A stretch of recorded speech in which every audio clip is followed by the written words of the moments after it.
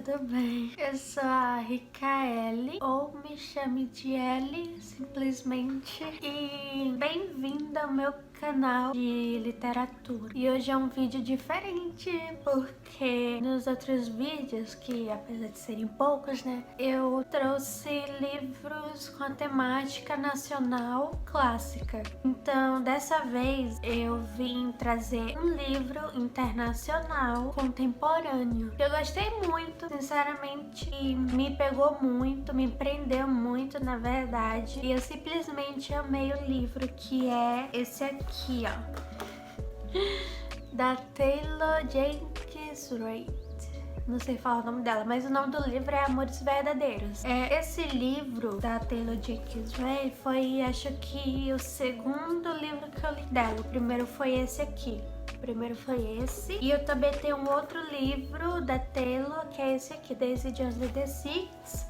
E esse aqui é o Sete Maridos de Evelyn Hugo, que eu vou trazer também aqui no canal. Mas hoje eu irei falar sobre esse livro aqui, que não foi o que eu mais gostei, mas é um pouco mais impactante, não sei explicar melhor, não sei definir melhor. Mas falando sobre a sinopse do livro, vai contar a história da Emma. Não sei o nome dela, mas o nome dela é Emma. Ela era casada com Jess. Eles começaram a namorar no colegial, no último ano de colegial dela, eu acho, até que ele pegou uma viagem a trabalho no aniversário de casamento deles e o avião caiu, ele não foi encontrado. Então a investigação lá, que ficou responsável pela procura, né, do Jesse, o marido da Emma, não encontrou Jesse e ele foi dado como morto. O que foi um baque pra Emma, porque receber essa notícia poucos dias depois do aniversário de casamento pegou muito ela e isso afetou ela demais. Tanto é que tem muita página do livro que conta a experiência de luto da Emma, o que eu achei muito interessante, porque ela vai especificando as fases do luto, porque ela fala que o luto tem suas fases, que é praticamente o começo. Você sofre muito, você quer dar o fim à própria vida, porque não consegue viver sem aquela pessoa. Tá muito difícil conviver sabendo que ele nunca vai voltar pra ela, nunca mais vai falar com ela e essas coisas. Até que ela começa a passar um tempo depois, acho que uns 6 meses depois, não sei, falando que ela fez uma analogia com uma concha. Por exemplo, ela fala que ela entrou nessa concha, falando de uma maneira metaforicamente, ela entrou nessa concha, que essa concha demonstrando luto. Ela entrou nessa concha, ela ficou, até que chegou um momento que ela simplesmente não cabia mais na concha e teve que sair. Então ela faz essa analogia para tentar explicar que o luto, ele não é crônico, ele não é para sempre, dá para conviver sim com a morte de uma pessoa sem querer estar morta também. Então é basicamente isso. Eu achei muito legal ela tentando falar a experiência de luto e como isso deixa ela amadurecendo com o passar dos anos. Então ela mudou bastante a vida dela. Os pais dela e a irmã trabalhavam na livraria. O sobrenome dela é Blair, porque o nome da livraria dos pais dela é Livraria Blair. Então ela não gostava dessa livraria, não gostava de trabalhar nessa livraria. Então, com a morte do Jesse, 6 meses depois, ela viu que precisava mudar a vida dela pelo bem-estar dela mesma. Então ela começou a trabalhar na livraria e ela se dedicou muito, até que ela percebeu que gosta assim de trabalhar na livraria dos pais, que antigamente não gostava. E ela também percebeu uma paixão pela leitura, que foi um hábito que ela criou durante esse período de luto que ela estava passando, que ela não queria viver na mesma casa que viveu com o marido, não queria não é que nem ela queria esquecer ele, ela só não queria pensar nele de uma maneira que deixe ela triste. Ela fala que ela quer pensar nele de uma maneira que deixe ela feliz e não triste. Tipo, lembrar da presença dele e pensar, nossa, foi bom enquanto durou e eu vou amar ele pra sempre, não sei o que, isso aqui é basicamente isso. O que foi bom pra ela começou esse hábito de leitura, tudo mais, porque ela tá sofrendo muito, os pais dela, a irmã dela não sabiam o que fazer com ela. Chegou um momento desse período do luto que ela ficava olhando no telhado da casa dos pais o mar, que eles moravam perto da praia e eles tinham vista pro mar, e ela pegava o binóculos do Jesse e ficava olhando a fim de procurar ele. Então a irmã dela chegou lá, não lembro o nome da irmã dela, acho que é Mary.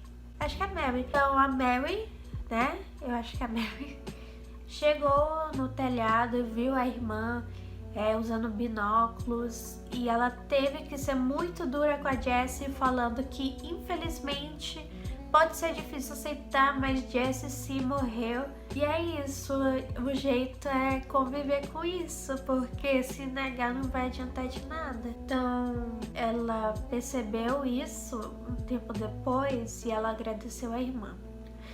Mas chegando à parte, o plot twist, que não é spoiler, tá? Não é spoiler, que tá no começo do livro. Vamos lá, 2 anos depois, ela reencontra um antigo colega dela de classe e colega de trabalho também, porque eles trabalhavam na livraria, né, dos pais da Emma, e eles se reencontraram numa loja que ela queria aprender a tocar instrumentos para aliviar a ansiedade, essas coisas, pensamentos. Eles se reencontram, começam a conversar, começam a passar com as páginas, ela sente uma atração por ele e tudo mais.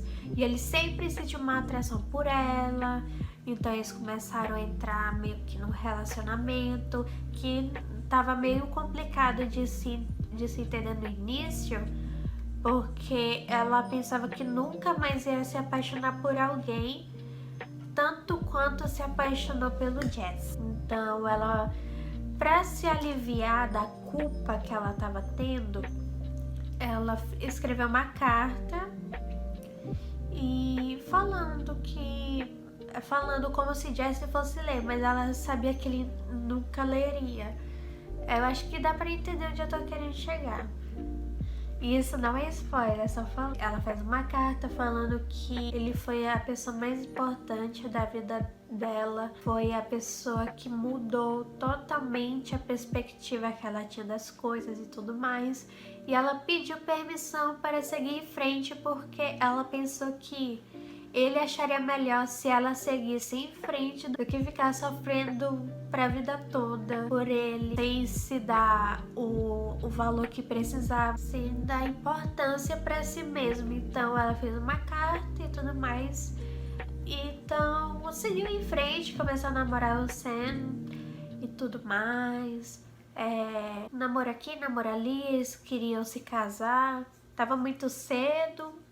Aí ele falou que ela deveria tirar o tempo que ela quiser pra pensar.